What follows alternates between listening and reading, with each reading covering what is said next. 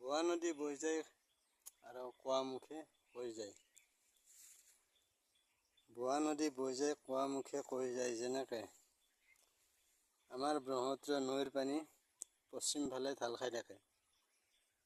তাক যদি কওঁ যে আমি পূব ফালে বৈ যাওক, কিন্তু বৈ নাযায়। গতিকে বোৱা নদী সদায় বৈয়ে যাব আৰু কোৱামুখে কৈ যায়, কোৱামুখক কেতিয়াও খপা দিব নোৱাৰি। গতিকে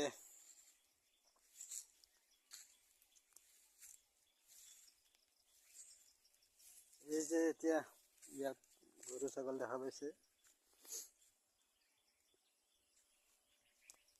ইয়াত যে গৰু ছাগলীবিলাক আছে, আৰু এই গৰু ছাগলীবিলাকক যদি আমি কওঁ যে ওচৰত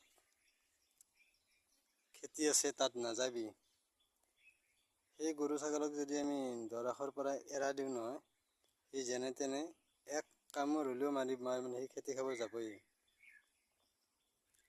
গতিকে গৰুৱে, ছাগলীয়ে, ঠিক আমাৰ কিছুমান মানুহো আছে তেনেকুৱা, গৰু আৰু ছাগলীৰ নিচিনা।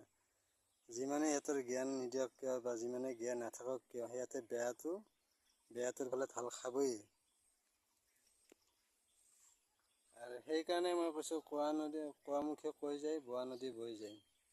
আৰু ঠিক গৰু ছাগলীৰ লগত কিছুমান মানুহক তুলনা কৰিব পাৰি। যেতিয়া এটা হাতীৰ পিছত যদি 10টা কুকুৰেও যদি ভুকাই থাকে, সেই হাতীটোৱে কিন্তু কুকুৰক ভয় নকৰে।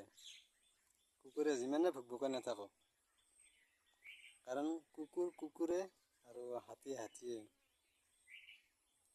গতিকে যিবিলাক এই পৰৰ কথা প্ৰচোচনা গাই ফুৰা মানুহ, এইবিলাক হৈছে কুকুৰৰ লগতো তুলনা দিব পাৰি।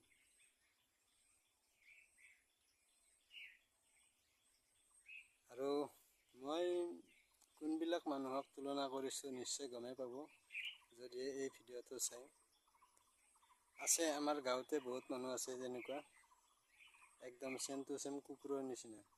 সিহঁতে মানে ৰাতি পোহৰ হ'লে ভুকাই থকাই কাম, আৰু আনৰ প্ৰচোচনা গোৱাহে কাম। গতিকে ৰাইজসকল, মানুহৰ কাম কৰক। গৰু ছাগলী বা শিয়াল কুকুৰৰ নিচিনা ভুকাই থাকিব নালাগে।